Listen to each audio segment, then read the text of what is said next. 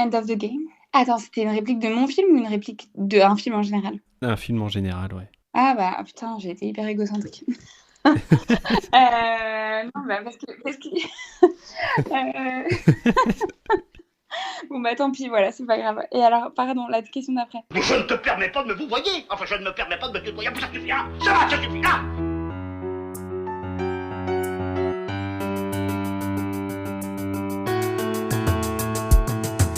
Bien le bonjour, bien le bonsoir, l'Instant Pur Cinéma, le podcast cinéma de Cholet reçoit aujourd'hui la réalisatrice Hélène Rosley-Ruiz à l'occasion de la sortie du film Le Triangle d'Or au cinéma depuis le 29 juillet. Hélène, salut, comment ça va ? Écoute, ça va. En ce jour de sortie, on enregistre le jour de la sortie. Comment tu te sens ?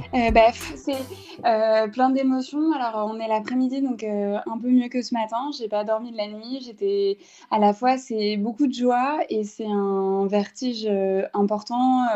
Ça fait peur aussi parce que d'un coup, le film nous appartient plus et il y a comme une sensation que je suis pas croyante, mais que d'un coup la messe est dite et qu'on peut pas grand-chose dans la mayonnaise, quoi. Et puis les premiers chiffres sont pas trop mauvais. Le film a l'air de trouver un peu une place en tout cas, donc ça, je suis un peu soulagée. Justement, j'allais t'en parler. Comment tu te sens à l'approche de la sortie de ton film quand tu sais que tu sors en face à un mastodonte, à savoir Spider-Man, et que tu sais que l'Odyssée est sortie il y a déjà 2 semaines et que c'est pareil, ça cartonne. Comment on se sent ce matin ? C'était le 9h des Halles, donc pour celles et ceux qui ne connaissent pas, la toute première séance de Paris est à 9h à l'UGC Ciné-Cité Les Halles, le plus gros cinéma au monde. Ton film est arrivé donc 3e à la première séance. Après, bien sûr, Spider-Man qui a je crois, fait 400 entrées, je crois, un score de fou. C'est un score record depuis 2021, ouais. Ouais, c'est ça, carrément. Et du coup, toi, comment tu te sens quand tu vois tous ces chiffres et que tu vois la date fatidique approcher ? Après, c'est-à-dire que le pari de sortir au milieu de l'été, c'est le pari qu'a fait le distributeur Ad Vitam. Ils avaient l'air confiants. Un premier film, un film d'auteur avec Malou, on commence à la connaître, Malou Kebisi, mais ça, c'est pas encore quelqu'un qui fait forcément venir sur son nom en salle. Donc c'est forcément risqué et toutes les dates le sont. Soit il y a beaucoup de films, soit il n'y a pas beaucoup, enfin, soit il y a des gros films en face et peut-être des gens en vacances et tout ça. Donc moi, je prenais ça un peu en me disant bon, ok, ce sera ça, on va travailler avec ça, on va voir.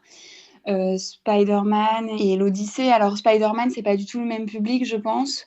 L'Odyssée, ça brasse tous les publics, et y compris le public de films d'auteur.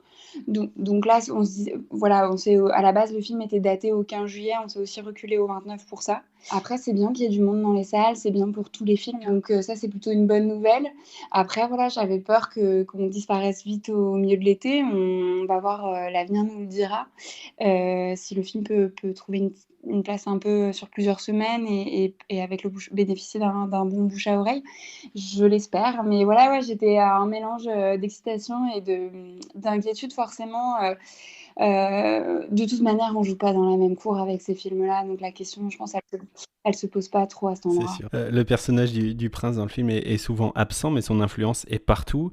Était-ce une manière de montrer que l'emprise est parfois plus forte lorsqu'elle devient invisible ? Ouais, complètement, en tout cas, j'avais pas envie je trouve que souvent, cette question de l'emprise, c'est quelque chose qui est représenté soit d'une manière, extrêmement, rebutante, et j'avais absolument envie d'éviter ça, une sorte de figure à la Barbe Bleue, qu'on voit souvent dans les contes ou dans des films comme ça où, je trouvais ça intéressant que ce soit quelqu'un d'attrayant, qui puisse être séduisant et en même temps que la personne qui a le plus d'emprise et qui a le plus de pouvoir dans ce lieu-là ait même pas besoin d'être là pour que ce pouvoir s'exerce. Ça m'intéressait parce qu'en fait, c'est quelque chose qu'on constate dans la société, c'est-à-dire que, enfin, je vais prendre des chiffres un peu bêta, mais 1 de la population possède plus que 99 et de fait, comme ils ne sont que 1 on les voit pas. Et voilà, je trouve que c'est quelque chose qui permet aussi de parler du monde, de manière plus générale, quoi. Comment est-ce qu'on crée ce sentiment d'oppression dans un univers aussi lumineux et élégant que celui du Triangle d'Or ? En fait, dans l'appartement dans lequel, j'ai travaillé, dans les décors qu'on a visités, en fait, c'est souvent des espaces qui, a priori, ont un abord luxueux, attrayant. Mais en fait, il y a beaucoup d'espaces cachés, reclus. Tous les espaces de travail sont en sous-sol ou dans des espaces sans fenêtres et tout ça et du coup, j'avais la sensation qu'il y avait qu'à représenter ça pour qu'on voit ce que ça avait de glauque. Donc en fait, c'est un peu sur ce chemin enfin, ce chemin-là qu'on a suivi, notamment avec le directeur de production, les repéreurs et David Chamby, le chef opérateur. Et, hem et aussi on a pas mal constaté et en se documentant, moi c'était aussi un souvenir de mon expérience personnelle quand j'ai travaillé pour une riche famille saoudienne, c'est que c'est des endroits où souvent la lumière, pénètre peu, sauf dans les espaces d'apparat, mais il y a un rapport à la pénombre, au secret, à ce qui est caché et qui permet, de pas, pousser sur des curseurs, de surluminosité et tout comme on voit dans les pubs de parfums par exemple, pourquoi on représente des espaces luxueux et donc d'être fidèle à ça en fait permettait, d'aller dans le sens de ce que tu dis. On recherche une personne qui pourrait gérer le quotidien d'une cliente assez exigeante. On me dit ce qu'elle a fait, qui elle appelle, si quelqu'un vient, tout. Tu devrais pas te laisser maltraiter. C'est compliqué. Vous avez rien à faire ici? Elle est où la fille?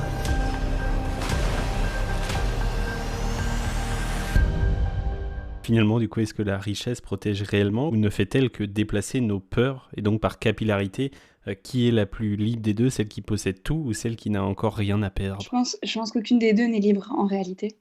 Peut-être que celle, qui est la plus libre, c'est celle qui a le moins à perdre. En même temps, pour gagner, il faudrait qu'elle ait quelque chose à jouer. Du coup, je trouve qu'il y a pas de réponse, simple ou binaire à cette question.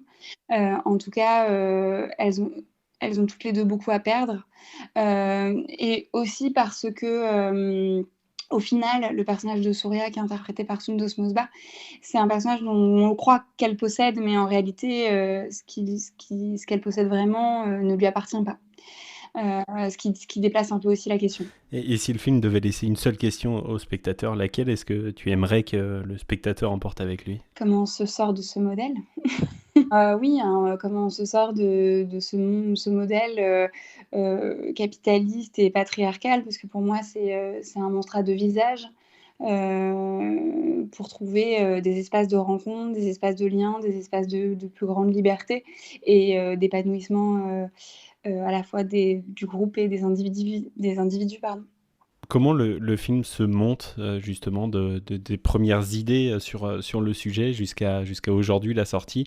Il se passe combien de temps et comment est-ce que l'idée elle germe? Et ben, en fait, moi il se trouve que, le film il est inspiré d'une expérience que moi j'ai eue. En gros, je viens d'une famille pauvre et j'ai toujours travaillé à côté, j'avais un désir de travailler dans le cinéma sans vraiment, comprendre ce que ça allait vouloir dire, de temps, et de difficultés et j'ai toujours travaillé évidemment à côté, à temps plein pour vivre. Et il se trouve qu'à un moment où j'étais particulièrement en difficulté financière, on m'a proposé de faire des ménages Black pour une riche famille. Donc l'idée vient de là. Après, quand j'ai fait ce travail, moi j'étais dans une situation de nécessité. Évidemment, quand on est dans la nécessité, je me suis pas dit: «Ah tiens, je vais en faire un film». C'est plus tard en fait, quand j'étais à la FEMIS, j'en ai parlé avec des intervenants parce qu'il y avait des choses qui m'étaient apparues assez fort, plus dans ma formation, je dirais même de pensée politique que, pour en faire, pour la matière d'un film. Mais quand même, du coup, il m'en restait des choses et donc en parlant notamment avec, j'avais eu comme intervenant en fin de 2e année, Dominique Moll qui m'a dit: «Écoute, pour un court métrage, ça me paraît compliqué, mais en tout cas, j'ai l'impression que tu as de la matière et des choses qui t'habitent, avec lesquelles j'ai l'impression que tu pourrais travailler pour un projet long».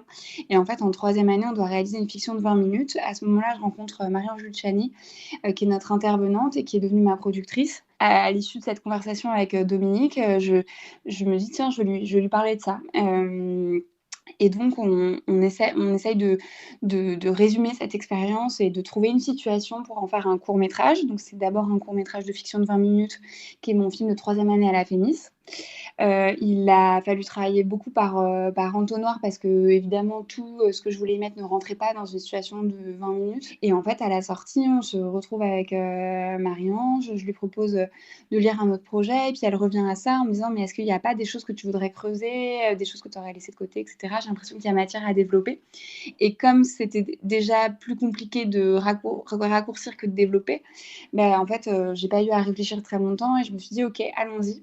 Et j'ai travaillé avec Pauline Guéna et donc voilà, ce qui nous a intéressées toutes les 2, bah, il y a beaucoup de choses, mais il y a à la fois le travail de documentation, de rencontres, à la fois de personnel, de personnes et d'anciens personnels qui ont travaillé dans des hôtels de luxe, des conciergeries comme nounou, gouvernantes, enfin assistantes et des femmes, souvent, saoudiennes qui, soit vivent en Arabie Saoudite et nous ont raconté leur parcours, à distance, soit ont fui, leur pays pour, échapper à une situation, soit maritale, soit pour vivre une orientation sexuelle pleinement, soit, un métier, enfin pour plein de raisons et voilà, on se documente pendant toute l'écriture. La base, c'est aussi, mon expérience et on sait que ce qu'on veut que ça raconte, on sait qu'on a des personnages quoi, Laura, Souria, Emre et autour on construit quoi. Et il y avait 2 choses qui nous intéressaient principalement, c'est ce rapport à la domination des riches sur les pauvres et des hommes sur les femmes et comment au sein d'un hôtel particulier à Paris, raconter quelque chose d'à la fois, complexe et le plus juste possible, sur, ce système de domination-là. Pour le temps, en fait, c'est du coup, du moment où on commence à penser le long métrage, même s'il y a ce court métrage qui préexiste, c'est, 4 ans, jour pour jour, quasiment aujourd'hui. Place à la séquence express. Rassurez-vous, Madame Bourdelle, c'est français, c'est la police française.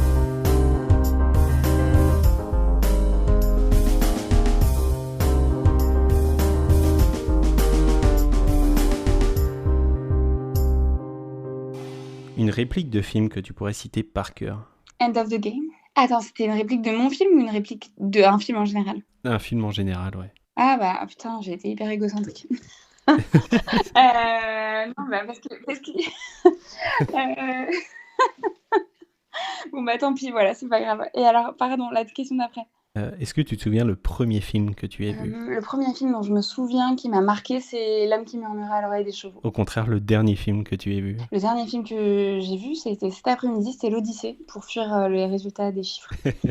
Un film que tu aurais aimé découvrir sur grand écran plutôt que chez toi? Le mirage de la vie de Douglas, que j'ai pas vu sur grand écran. Un film que tu recommandes toujours autour de toi? Les silences du palais de Moufidat Atli. Le film où quand tu le vois, tu te dis merde, j'aurais adoré participer à ça. Oh, il y en a plein. N'importe quel film de Ken Loach. Une comédie que tu aimes particulièrement? Comment savoir?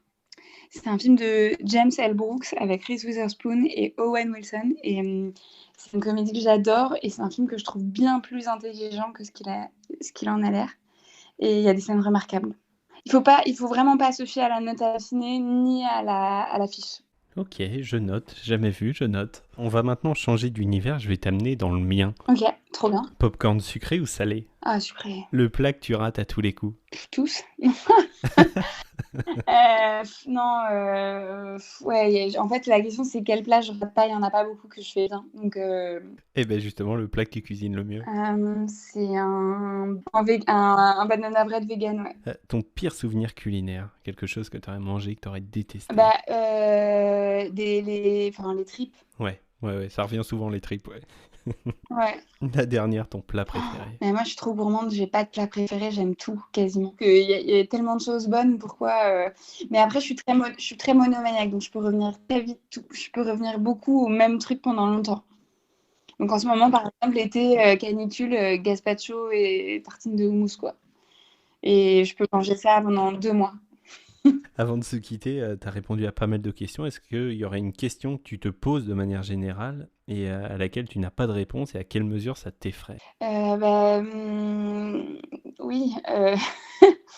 Combien de temps on va continuer comme ça en termes de désastre écologique? C'est une question que je me pose et ça m'effraie terriblement et de plus en plus.